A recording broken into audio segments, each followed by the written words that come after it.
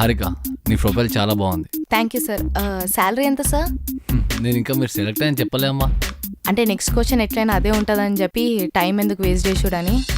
చాలా ఫాస్ట్గా ఉన్నావు. నీ స్పీడ్కి సెట్ అయ్యే వరకు మా దగ్గర ఉంది.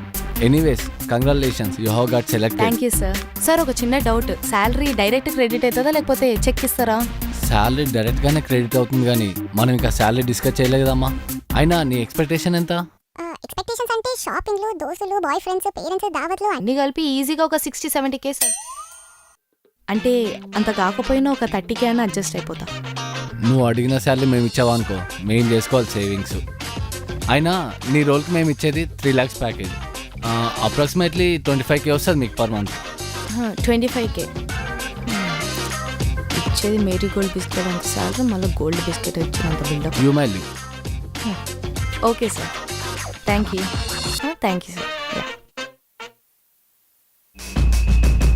హలో మమ్మీ, జాబ్ వచ్చేసింది. అవునా? ఎవడనుకుంటున్నావు ఈడ 3 lakhs శాలరీ, అర్థమవుతుందా? నెలకా? మీ ఆయనకు చెప్పు 25 రూపాయలు పాకెట్ మనీ అనికి రోజుకి 10 సార్లు క్లాస్ వీక్తుండే, ఇప్పుడు 25,000 ఖాళీ బిందాస్ లైఫ్. డబ్బులు జాగ్రత్తగా ఖర్చు పెట్టుకో. సర్లే, ఎన్నో పెట్టేయి. అది పోయినా వసే శాలరీ ఎప్పుడు పడుతుంది? పని చేసినప్పుడు. ఇస్తానా పని చేసేది. నీకెందుకే శాలరీ అంటే అంత ఇది? మీరందరూ ముదిరిపోయిన పుచ్చకాయలు, ఎప్పటికెళ్ళో జాబులు చేస్తున్నారు. ఇది నా ఫస్ట్ శాలరీ. అమ్మ, షాపింగ్ చేయాలి, డ్రెస్సులు కొనాలి, బయటికి పోవాలి, ఆ మాత్రం ఎక్సైట్మెంట్ ఉంటుంది కదా. 1 month కాదు, 15 days శాలరీ మెయింటైన్ చేసి చూపి, అప్పుడు మాట్లాడదాం. What are you talking? నేను మీ లేక కదా, నాకు శాలరీ మెయింటైన్ చేసి మస్తు వచ్చు. మళ్ళీ ఒకసారి చెప్పవా?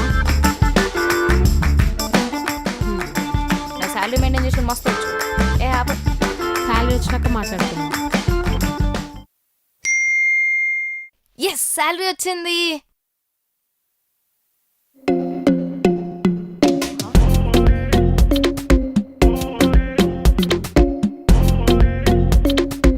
సార్, మళ్ళీందమ్మా శాలరీ తక్కువ పడిందా? తక్కువ పడింది.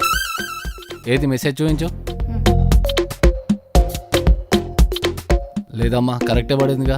సార్, మీరు నాకు చెప్పింది 25K, వచ్చిందాడ 13K. ఉఫ్, అది సిటీసీ అమ్మా. దాంట్లో PF, EPF, insurance, transport, professional tax, ఇలా అన్ని కటింగ్స్ తీసేస్తే అదే నీ శాలరీ. సార్, మళ్ళీ అది ముందు చెప్పలేదు కదా.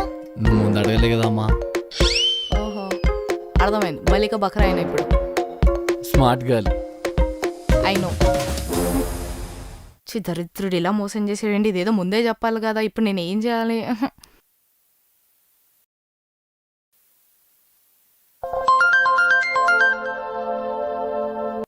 హలో, జాబ్ వచ్చింది కదా, మళ్ళీ పార్టీ ఎక్కడ? పోదాం, పోయి పానీపూరి తిందాం. పానీపూరి? ఏం పచ్చగా అనుకుంటున్నావా?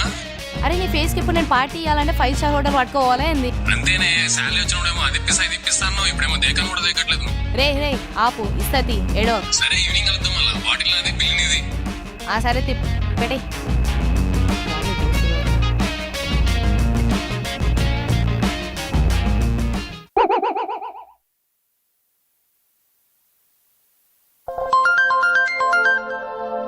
హలో, వస్తే అర్జెంట్గా 5,000 పంపి, చాలా అవసరం.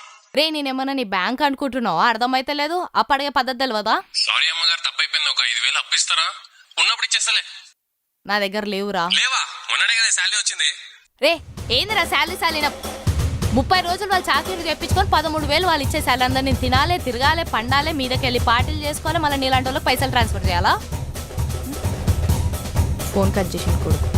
మంత్ సగం కూడా రాలేదు, ఓన్లీ క్వార్టర్ శాలరీ ఏం మిగిలింది. ఇప్పుడు ఏం చేద్దాం? ఇంట్లో కాల్ చేద్దామా?